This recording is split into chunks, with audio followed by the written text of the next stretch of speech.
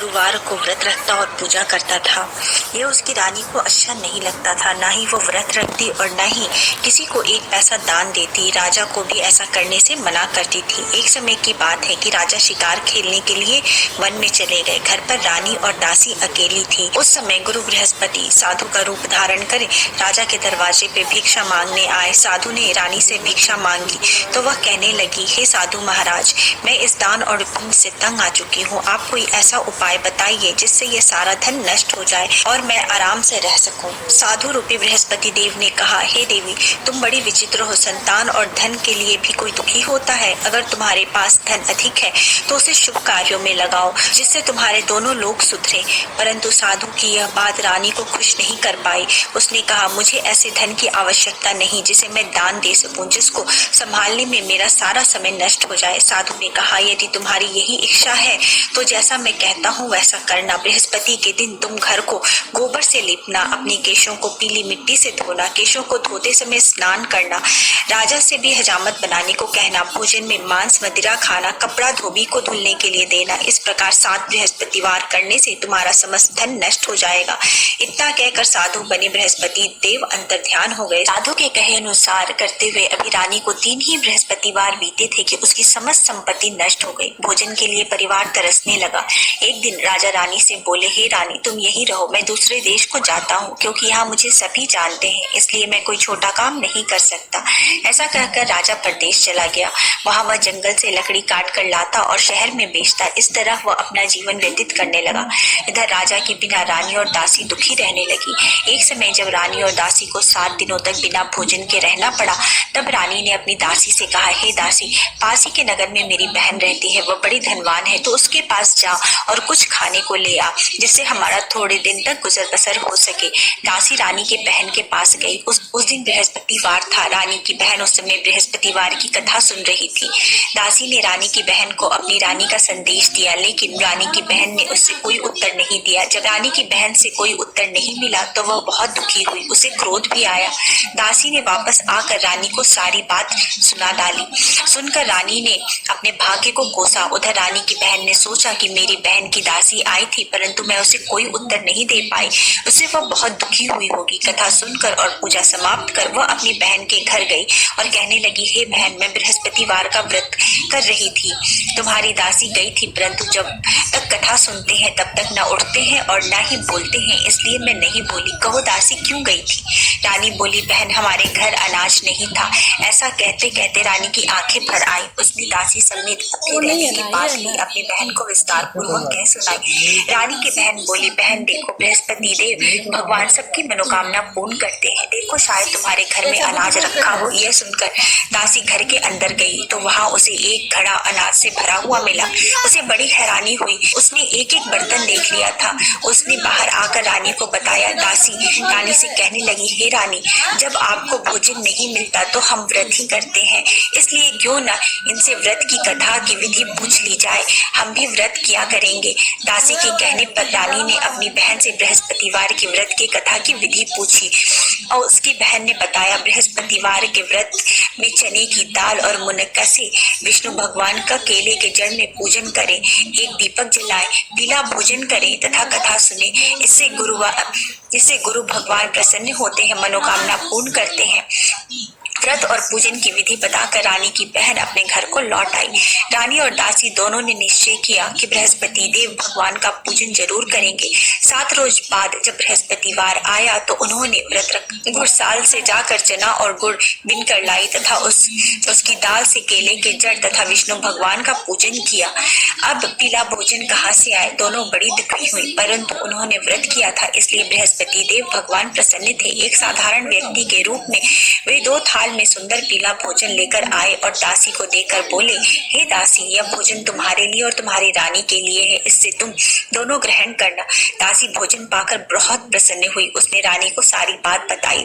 उसके बाद वे दोनों प्रत्येक बृहस्पतिवार को गुरु भगवान का व्रत करने और पूजन करने लगे। बृहस्पति भगवान की कृपा से उनके पास धन आ गया। परंतु रानी फिर पहले की तरह आलस्य करने लगी। तब दासी बोली, देखो रानी, तुम पहले भी इस प्रकार आलस्य करती थी। तुम्हें धन रखने में कष्ट होता था, इस कारण सभी धन नष्ट हो गया। अब गुरु भगवान की कृपा से धन मिला है तो फिर तुम्हें आलस्य हो गया है। बड़ी मुसीबतों के बाद हमने यह धन पाया है, इसलिए हमें दान पुण्य करना चाहिए।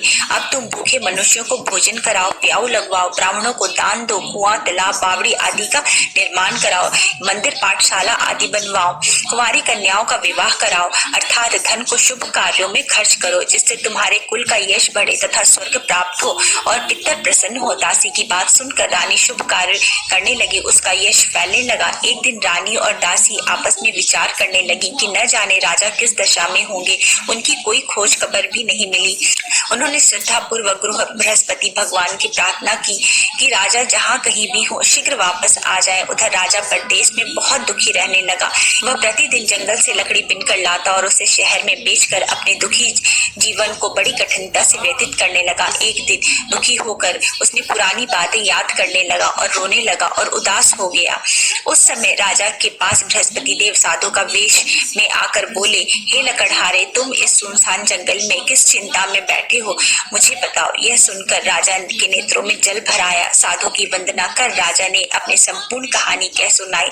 महात्मा दयालु होते हैं। वे राजा से बोले, हे राजन, तुम्हारी पत्नी ने बृहस्पति देव के प्रति अपराध किया था, इसी कारण तुम्हारी यह दशा हुई है। अब तुम चिंता मत करो, भगवान तुम्हें पहले से अधिक धन देंगे। देखो, तुम्हारी पत्नी ने बृहस्पतिवार का व्रत प्रारंभ कर दिया है। अब तुम भी बृहस्पतिवार का व्रत करके चने के दाल व गुड़ जल के लोटे में डाल कर केले के पेड़ की पूजन करो, फिर कथा सुनो और या कहो, भगवान तुम्हारी सब मनोकामनाओं को पूर्ण कर देंगे।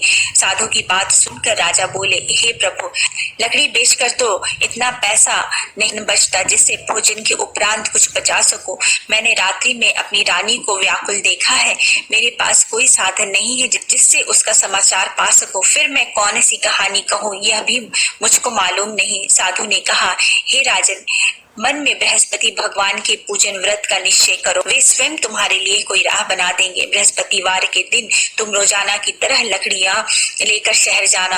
तुम्हें रोज से दुगुना धन मिलेगा, जिससे तुम भली भांति भोजन कर लोगे तथा बृहस्पतिवार की पूजा का सामान भी ला सकोगे।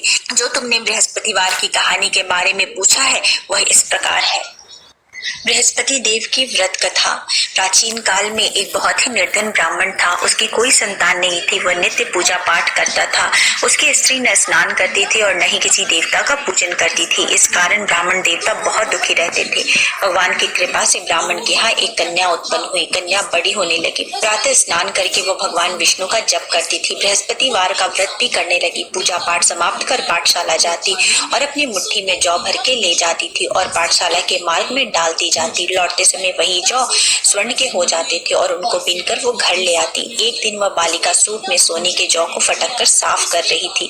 तभी उसकी माँ ने देख लिया और कहा कि हे बेटी, सोने के जौ को फटकने के लिए सोने का सूप होना चाहिए। दूसरे दिन गुरुवार था। कन्या ने व्रत रखा और बृहस्पति देव से सोने के सूप देने की प्रार्थना की। बृहस्पति देव ने उसकी प्रार्थना स्वीकार कर ली। रोजाना की तरह वह कन्या जौ फैलाती हुई पाठशाला चली गई। पाठशाला से लौटते वक्त जब वह जौ बिन रही थी तो बृहस्पति देव की कृपा से उसे सोने का सूप मिला। उसे वो घर ले आई और उससे जौ साफ करने लगी, परंतु उसकी माँ का वही ढंग रहा। एक दिन की बात है, कन्या सोने के सूप में जौ साफ कर रही थी। उस समय उस नगर का राजकुमार वहां से निकला। कन्या के रूप और कार्य को देखकर वह उस पर मोहित हो गया। राजमहल में आकर वह भोजन तथा जल त्याग कर उदास होकर लेट गया।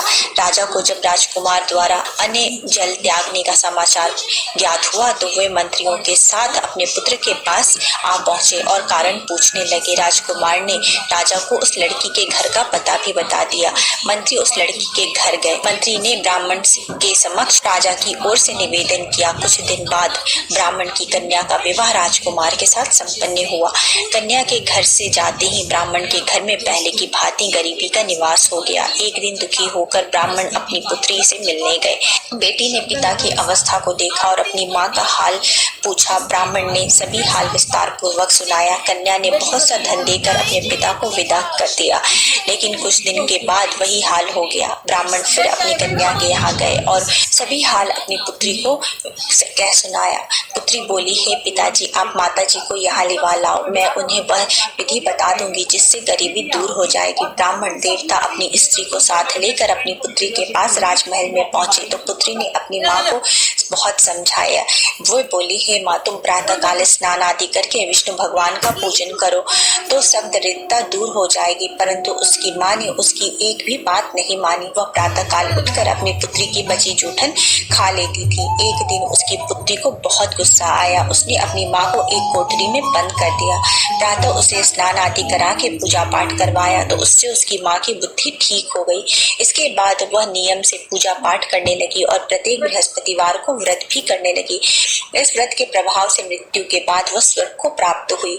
वह ब्राह्मण देवता भी सुख पूर्वक इस लोक का सुख भोग करके स्वर्ग को प्राप्त हुए। इस तरह कहानी कहकर साधु बने देवता वहां से लोप हो गए। धीरे धीरे समय व्यतीत होने पर फिर बृहस्पतिवार का दिन आया। राजा जंगल से लकड़ी काट कर शहर में बेचने गया। उसे उस दिन और दिनों से अधिक धन मिला। राजा ने चना गुड़ आदि लाकर बृहस्पतिवार का व्रत किया। उस दिन से उसके सभी कलेश दूर हो गए। परंतु जब अगले गुरुवार का दिन आया तो राजा बृहस्पतिवार का व्रत करना भूल गया। इस कारण बृहस्पति भगवान नाराज हो गए। उस दिन उस नगर के राजा ने विशाल यज्ञ का आयोजन किया था तथा उसके समस्त राज्य में घोषणा करवा दी थी कि सभी मेरे घर भोजन करने आवे, किसी के घर चूल्हा ना जले। इस आज्ञा को जो न मानेगा उसको फांसी दे दी जाएगी। राजा की आज्ञा अनुसार राज्य के सभी लोग राजा के घर भोजन में सम्मिलित होने के लिए चले गए, लेकिन लकड़हारा कुछ देर से पहुंचा, इसलिए राजा उसको अपने साथ महल ले गए। जब राजा लकड़हारे को भोजन करा रहे थे तो रानी की दृष्टि उस खूंटी पर पड़ी जहाँ पर उसका हार लटका हुआ था। उसे हार खूंटी पर लटका हुआ दिखाई नहीं दिया। रानी को निश्चय हो गया कि मेरा यह हार लकड़हारे ने चुराया है। उसी समय सैनिक बुलवाकर उसको जेल में डलवा दिया। लकड़हारा जेल में विचार करने लगा कि न जाने कौन पूर्व जन्म के कर्म से मुझे यह दुख प्राप्त हुआ है और जंगल में मिले साधु को याद करने लगा। तत्काल बृहस्पति देव साधु के रूप में प्रकट हो गए और कहने लगे, अरे मूर्ख, तूने बृहस्पति देवता की कथा नहीं की, इसी कारण तुझे यह दुख प्राप्त हुआ है। अब चिंता मत कर, बृहस्पतिवार के दिन जेल खाने के दरवाजे पर तुझे 4 पैसे पड़े मिलेंगे। उससे तू बृहस्पतिवार की पूजा करना, तेरे सभी कष्ट दूर हो जाएंगे। अगले बृहस्पतिवार को उसे जेल के दरवाजे पर 4 पैसे पड़े मिले। राजा ने पूजा का सामान मंगवा कर कथा कही और प्रसाद बांटा। उसी रात्रि में बृहस्पति देव ने उस नगर के राजा को स्वप्न में कहा, हे राजा, तूने जिसे जेल में बंद किया है उसे कल छोड़ देना, वह निर्दोष है। राजा प्रातः काल उठा और खूंटी पर हार टंगा देखकर लकड़हारे को बुलाकर क्षमा मांगी तथा राजा के योग्य सुंदर वस्त्र आभूषण भेंट कर उसे विदा किया। गुरुदेव की आज्ञा अनुसार राजा अपने नगर को चला गया। राजा जब नगर के निकट पहुंचा तो उसे बड़ा ही आश्चर्य हुआ। नगर में पहले से अधिक बाग, तालाब और कुएं तथा बहुत सी धर्मशालाएं, मंदिर आदि बने हुए थे। राजा ने पूछा कि यह किसका बाग और धर्मशाला है। तब नगर के सब लोग कहने लगे, यह सब रानी और दासी द्वारा बनवाया गया है। राजा को आश्चर्य हुआ और गुस्सा भी आया कि उसकी अनुपस्थिति में रानी के पास इतना धन कहाँ से आया। जब रानी ने यह खबर सुनी कि राजा आ रहे हैं तो उसने अपनी दासी से कहा, हे दासी, देख, राजा हमको कितनी बुरी हालत में छोड़ के गए थे, वो हमारी ऐसी हालत देख कर लौट न जाए, इसलिए तू दरवाजे पर खड़ी हो जा। रानी की आज्ञा अनुसार दासी दरवाजे पर खड़ी हो गई और जब राजा आए तो उन्हें अपने साथ महल में लिवा लाई। तब राजा ने क्रोध करके अपनी तलवार निकाली और पूछने लगा, बताओ, यह धन तुम्हें कहाँ से प्राप्त हुआ। तब रानी ने सारी कथा कह सुनाई। राजा ने निश्चय किया कि मैं रोजाना दिन में 3 बार कहानी कहा करूंगा और व्रत किया करूंगा। अब हर समय राजा के दुपट्टे में चने की दाल बंधी रहती थी और वह दिन में 3 बार कथा किया करते थे। एक रोज राजा ने विचार किया कि चलो अपनी बहन के यहाँ हो आओ। इस तरह का निश्चय कर राजा घोड़े पर सवार हो अपनी बहन के यहाँ चल दिए। मार्ग में उन्होंने देखा कि कुछ आदमी एक मुर्दे को लिए जा रहे हैं। उन्हें रोककर राजा कहने लगा, अरे भाइयों, मेरी बृहस्पतिवार की कथा सुन लो। वे बोले, लो हमारा तो एक आदमी मर गया है, इसको अपनी कथा की पड़ी है। परंतु कुछ आदमी बोले, अच्छा कहो, हम तुम्हारी कथा भी सुनेंगे। राजा ने दाल निकाली और कथा कहनी शुरू कर दी। जब कथा आधी हुई थी तो मुर्दा हिलने लगा और जब कथा समाप्त हुई तो राम राम करके मुर्दा उठकर खड़ा हो गया। राजा आगे बढ़ा, उसे चलते चलते शाम हो गई। आगे मार्ग में उसे एक किसान खेत में हल चलाता मिला। राजा ने उससे कथा सुनने का आग्रह किया लेकिन वो नहीं माना।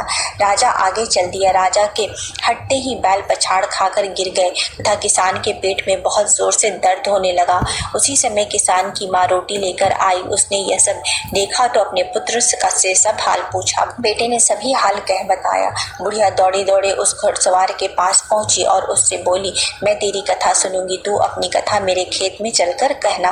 राजा ने लौटकर बुढ़िया के खेत में जाकर कथा कही, जिससे सुनते ही बैल खड़े हो गए तथा किसान के पेट का दर्द भी बंद हो गया। राजा अपनी बहन के घर पहुंचा। बहन ने भाई की खूब मेहमानदारी की।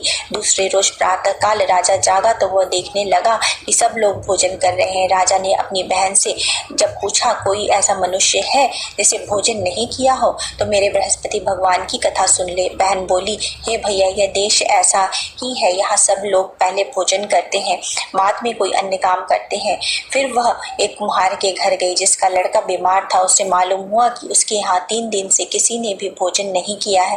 रानी ने अपने भाई की कथा सुनने के लिए कुम्हार को कहा। वह तैयार हो गया। राजा ने जाकर बृहस्पतिवार की कथा कही जिसे सुनकर उसका लड़का ठीक हो गया। अब तो राजा की प्रशंसा होने लगी। एक दिन राजा ने अपनी बहन से कहा, हे बहन, मैं अब अपने घर को जाऊंगा, तुम भी तैयार हो जाओ। राजा की बहन ने अपनी सास से अपने भाई के घर जाने की आज्ञा मांगी। सास बोली, हाँ चली जा, मगर अपने लड़के को मत ले जाना क्योंकि तेरा भाई के कोई संतान नहीं है। बहन ने अपने भाई से कहा, हे भैया, मैं तो चलूंगी परंतु बालक नहीं जाएगा। अपने बहन को भी छोड़कर दुखी मन से राजा अपने नगर को वापस लौट आया। राजा ने अपनी रानी से सारी कथा कह सुनाई।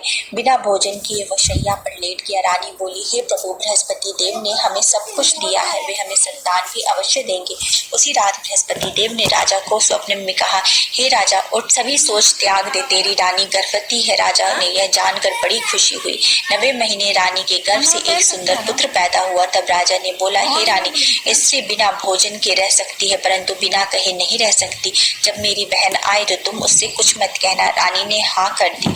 जब राजा की बहन ने यह शुभ समाचार सुना तो वो बहुत खुश हुई और विदाई देने के लिए भाई के यहाँ आई। रानी ने तब उसे आने का उलाहना दिया। जब भाई आपके साथ ला रहे थे तब टाल गई, उनके साथ न आई और आज अपने आप ही भागी भागी बिना बुलाए आ गई।